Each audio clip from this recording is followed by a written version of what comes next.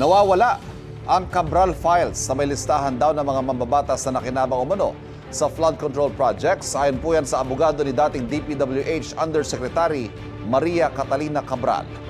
Ang mga naturang dokumento magpapatunay raw na hindi sangkot sa katiwalian si Cabral.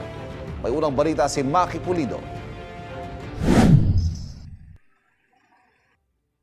Para raw sa yumaong DPWH Undersecretary Catalina Cabral, ang mga hawak niyang dokumento na tinatawag ngayong Cabral Files, hindi ebidensya ng katiwalian, kundi ebidensya na wala siyang kinalaman sa anomalya sa flood control projects, ayon sa kanyang abogado.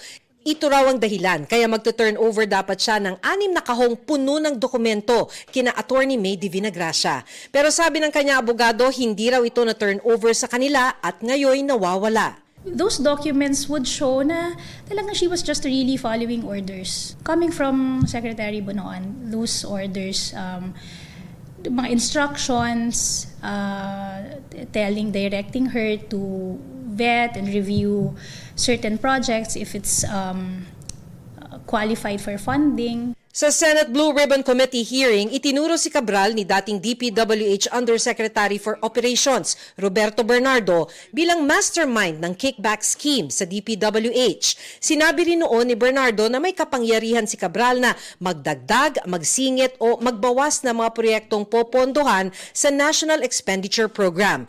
Itinanggi raw ito ng kanyang kliyente, ayon kay Divinagracia. Ang sinasabi niya, hindi niya alam. Kasi kung meron man, mangyayari yan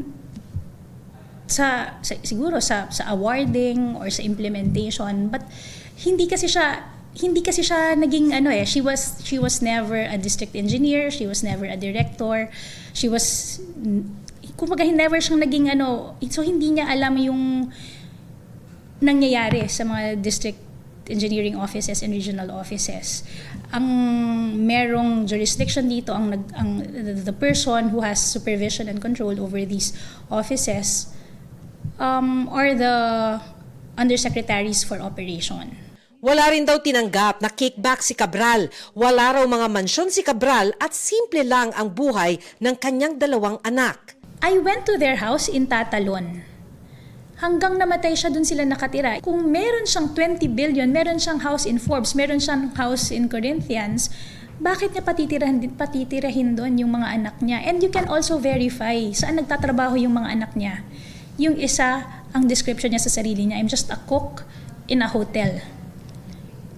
Not even a chef. Yung isa naman is a salary grade 11 employee of the government.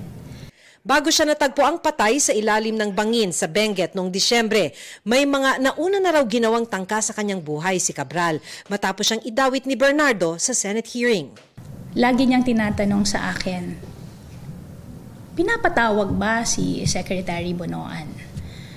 Bakit merong mga offers of immunity dun sa mga tao who already admitted their participation in the scheme? She felt abandoned, parang she felt that she was being made a scapegoat.